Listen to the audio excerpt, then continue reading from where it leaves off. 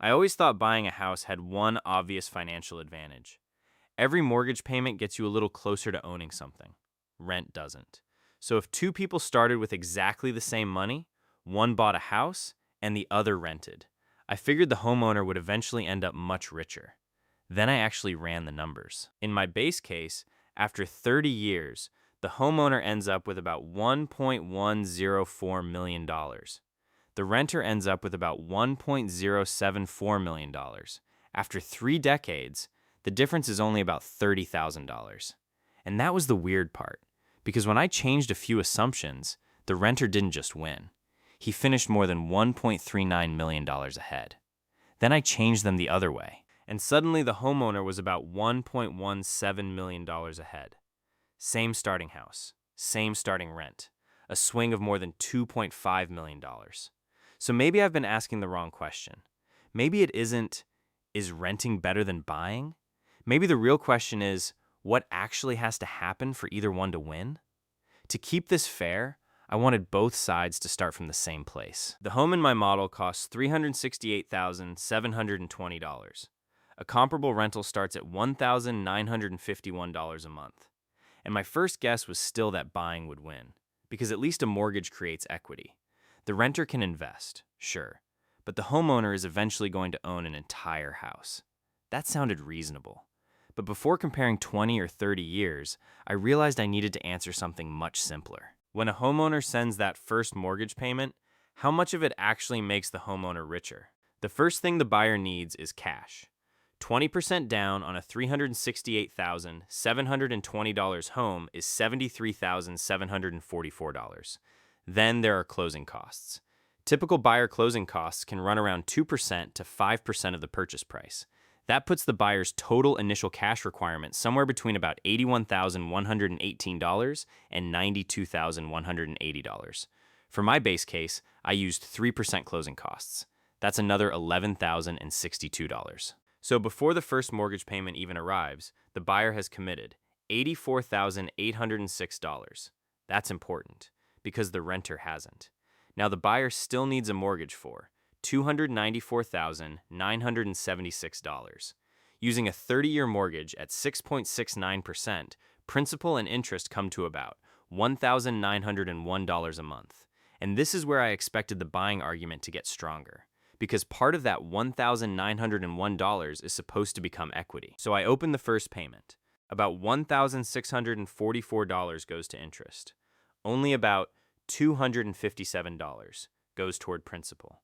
That means only around 13.5% of the first principal and interest payment directly increases the buyer's equity. I had been mentally treating a mortgage payment like an investment contribution. It isn't. It's two things hiding inside the same payment. One part buys a little more of the house. The other part is the cost of borrowing the money. And early in the loan, the borrowing part is much bigger. Now, that doesn't mean the $1,644 is somehow useless. The loan is what lets the buyer control a $368,720 house without paying $368,720 in cash. But financially, I couldn't write $1,901 invested. I had to write $1,644 interest, $257 principal. And once I did that, another question became impossible to ignore, because the mortgage isn't even the full cost of owning the house. So, what does living there actually cost? I started with the $1,901 mortgage payment. Then I added property taxes. For the national model, I used 1% of the home's value per year. That starts at about $307 a month. Real property tax rates vary a lot by location, so 1% isn't meant to describe every home. It is just the base assumption for this comparison. Then maintenance. Fannie Mae's homeowner guidance suggests budgeting around 1% to 4% of a home's value each year for maintenance and repairs. I used the low end, 1%. That's another $307 a month.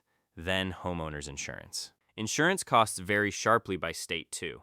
For the model, I used $2,000 a year, or about $167 a month.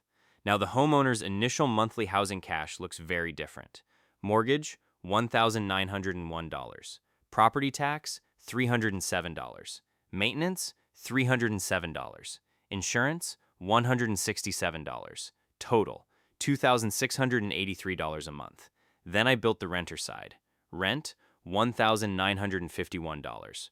Renter's insurance, about $14 a month. Total, $1,965. So initially, the renter spends about $717 less every month. And the renter still has the $84,806 that the buyer used for the down payment and closing costs. That changed the entire comparison. The renter wasn't simply paying rent and ending with nothing, at least not in this experiment. The renter was paying rent while starting with an $84,806 investment portfolio and adding the initial $717 monthly difference whenever renting remained cheaper. Of course, there's one very important catch. That advantage only exists if the renter actually invests the money. If the renter spends the $717 instead, then I'm comparing a homeowner building assets with a renter increasing consumption. That isn't the experiment I wanted. So both people have to be financially disciplined. Now I had two very different wealth machines. The renter had more investable cash, but the homeowner had something the renter didn't. For about $84,806 up front, the buyer controlled a $368,720 asset. And if the whole house rose in value, the buyer benefited from the increase on the whole house. So now I had the question I actually wanted. Which machine compounds faster? For the base case, I let the house appreciate at 3.5% a year. That isn't a prediction. It's a middle scenario inside the range I wanted to test. For context, U.S. home prices have produced much stronger growth in some long periods, but current home price growth has been much slower. For the renter's portfolio, I used a 7% annual return. Again, not a prediction. Long-run U.S. stock market history has been stronger than 7% nominally, but individual decades can look very different, and I let rent grow at 3% a year. Current national rent growth has recently been closer to the low single digits, so 3% gives us a simple base case. Then I let both machines run. After 5 years, the homeowner's net worth in the model reaches $161,198. The renter reaches $164,506. The renter is ahead, but only by $3,308. 5 years of completely different housing decisions, and they're almost tied, so I kept going. The homeowner catches the renter around month 84. That's about 7 years. Interestingly, a separate national rent versus buy model using current market conditions has also put national break-even around 6 years. But even that number changes dramatically depending on location. At 10 years, my buyer reaches $268,866. The renter reaches $263,333. Now the buyer is ahead by $5,534. So the winner flips, but the race is still incredibly close. At 20 years, buyer, $569,409. Renter, $545,824. The homeowner is ahead by $23,585, and then 30 years. By then, the mortgage has had decades to amortize. The house has had decades to appreciate. Rent has had decades to increase. The renter's portfolio has also had decades to compound. Final buyer net worth, $1,103,726. Final renter net worth, $1,073,719. Difference, $30,007. I started this expecting one of the strategies to eventually crush the other. Instead, under the base assumptions, 3 decades produced something close to a tie. That bothered me, because if a small difference in assumptions could explain a $30,000 lead, maybe a bigger difference could completely change the answer. So I stopped asking, who wins? And started asking, what makes each one win? First, I gave the renter better conditions. I reduced home appreciation from 3.5% to 2%. I increased the investment return from 7% to 9%. Rent grows at 2.5%, and I increased maintenance from 1% of the home's value to 1.5%. Then I ran the entire comparison again. After 5 years, buyer, $130,371. Renter, $190,520. the renter is already ahead by $60,149. At 10 years, buyer, $198,218. Renter, $341,089. Renter advantage, $142,871. At 20 years, buyer, $381,857. Renter, $878,470. Renter advantage, $496,613. And after 30 years, buyer, $691,127. Renter, $2,083,731. The renter finishes ahead by about $1.39 million. The homeowner never catches up during the 30-year period. That definitely wasn't a tie. But it still didn't prove renting was better, because I'd deliberately given renting favorable conditions, so I reversed them. Now the home appreciates at 5% a year. The investment portfolio earns 5%. Rent grows at 4%. Maintenance goes back to 1%. And I ran it again. After 5 years, buyer, $193,865. Renter, $149,791. Buyer ahead, $44,074. At 10 years, buyer, $349,356. Renter, $215,956. Buyer ahead, $133,401. At 20 years, buyer, $831,420. Renter, $359,236. Buyer advantage, $472,184. And at 30 years, buyer, $1,758,976. Renter, $585,158. Buyer advantage, about $1.17 million. And this time, the buyer overtakes the renter after only about 15 months. That was the moment the whole argument changed for me. My base case ended with the buyer ahead by about $30,000. The renter-friendly case ended with the renter ahead by about $1.39 million. The buyer-friendly case ended with the buyer ahead by about $1.17 million. The total distance between those extreme outcomes is more than $2.5 million.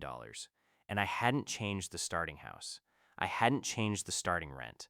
I changed the conditions around them. That's when I realized renting versus buying isn't really a contest between two labels. It's a contest between two compounding systems. The homeowner gets principal repayment and leveraged exposure to home prices. The renter gets liquidity, invested starting capital, and investment compounding. And both systems have costs that keep eating while they grow. So now the final question became much more useful. Under what conditions does each one actually make sense? The first thing I would look at is time. In the base model, at 5 years, the renter is ahead by $3,308. At 10 years, the buyer is ahead by $5,534. At 20, the buyer is ahead by $23,585. And after 30, the buyer is ahead by $30,007. So in this model, staying longer helps the buyer overcome that large upfront commitment.